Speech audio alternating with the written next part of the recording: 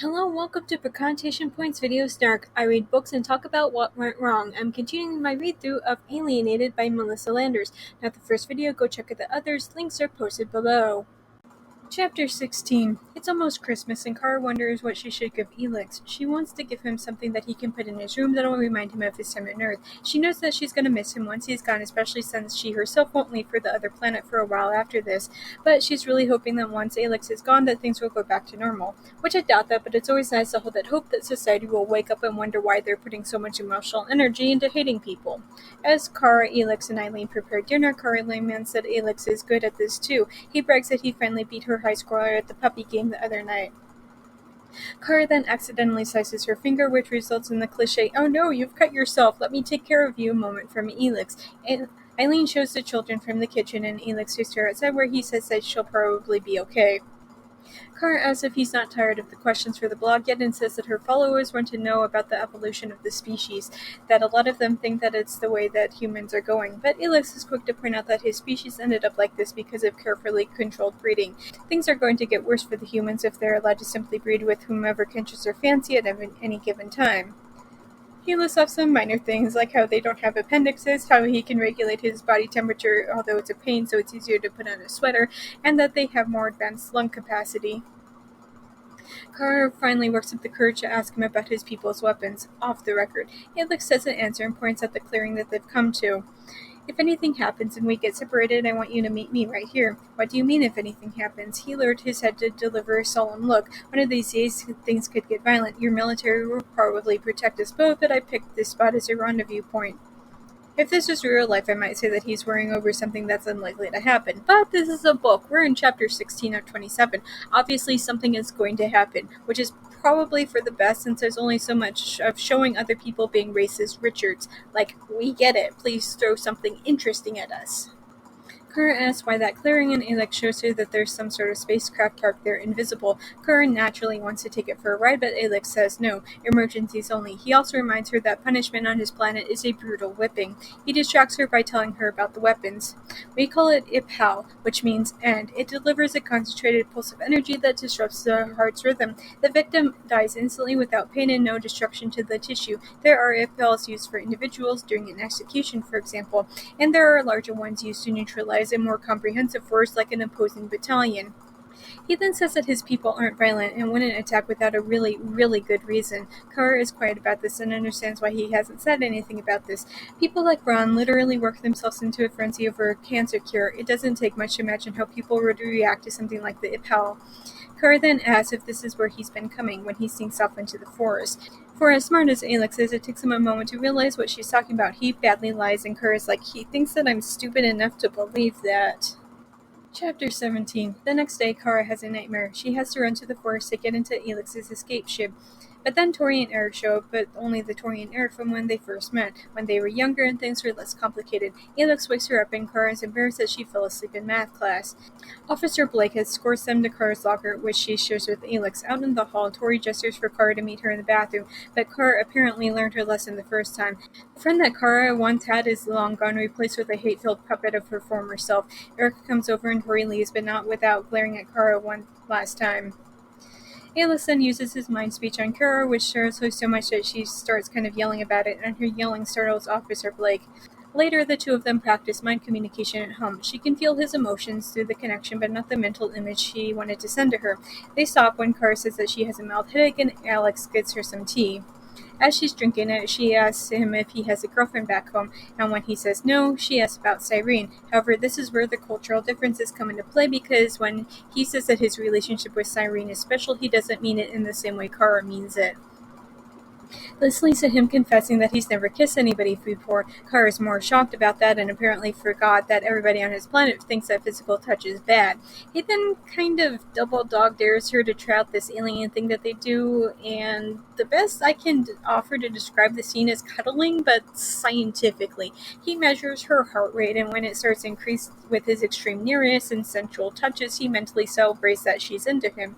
This is seriously the most R-rated PG scene that I've ever read. I'm not saying that I hate it, but it's really weird. He finally stops because things are honestly getting a little out of hand.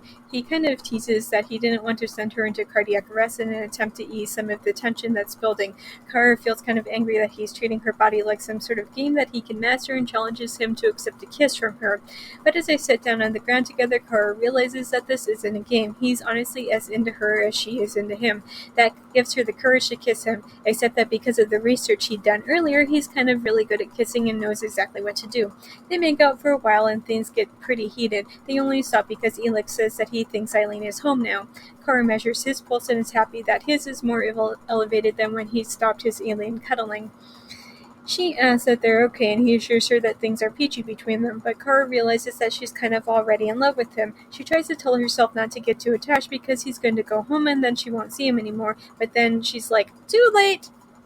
Chapter 18. Later, Alex has a scheduled meeting with Cyrene and Iran, except Iran isn't there. Cyrene says that she and Iran got into a fight over her refusal to remove the crop-destroying plant that they'd all brought to Earth, except that Alex has been reconsidering his stance on it after his makeout session with Kara earlier. He doesn't want to jeopardize anything with her because they had something to prove before even coming to Earth.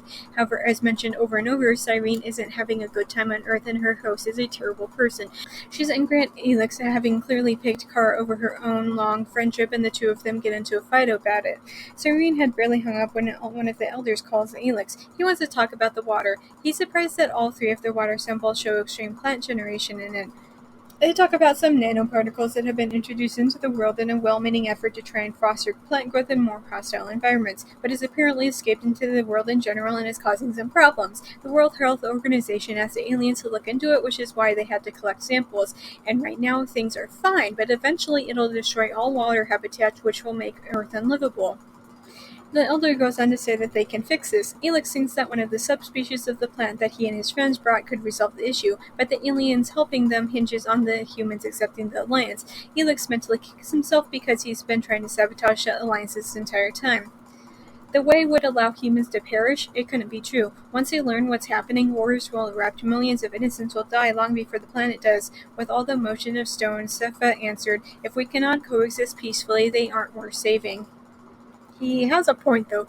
The aliens could swoop in and save mankind from their stupidity, and people would still be complaining about it. There needs to be limits, and saving people who clearly don't want to be saved is a hard one. Meanwhile, Kara wakes up in an amazing mood because of her makeout session with Elix the day before, but her good mood quickly sours as Bill reads out loud from the paper. Kara pushed to have the anti-alien bill removed, and it was, but now Halo is doubling down on their efforts and they're going to concentrate on having the bill put back on the table. Kara is naturally upset over the entire thing, and she knows that the US president wouldn't let anything to jeopardize the aliens' alliance. Eileen drops them off at school since it's sleeting out. In the halls of the school, Elix seems distracted and won't look at or talk to Kara. She finally asks him if everything's okay, and he insists that it is, but the entire thing feels like a brush off to her, and Kara forces herself not to cry and decides to give him space. At lunch, Kara says that she's going to the computer lab to update her blog. Alex insists that he wants to be there with her despite her trying to give him an out. In there, she asks him for a random fact, only as she tries to log in, she's greeted with an angry, your account has broken site rules and we deleted it message. Right, so racist flooded her blog and the site sides with them? Honey, find a better blog host. But there is literally nothing that she can do about it, apparently.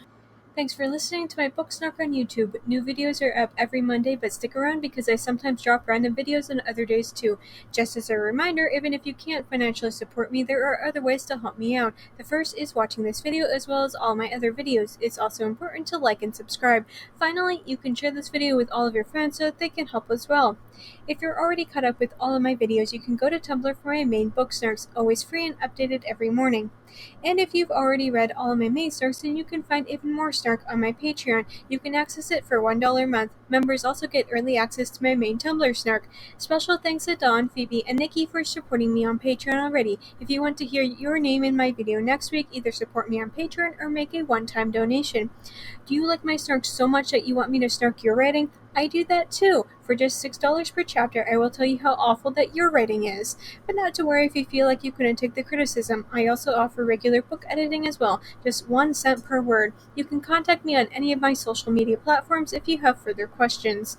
If you want to read some of the things that I've written, you can purchase my works on Amazon. I have a slew of erotic short stories and now 2 full-length novels.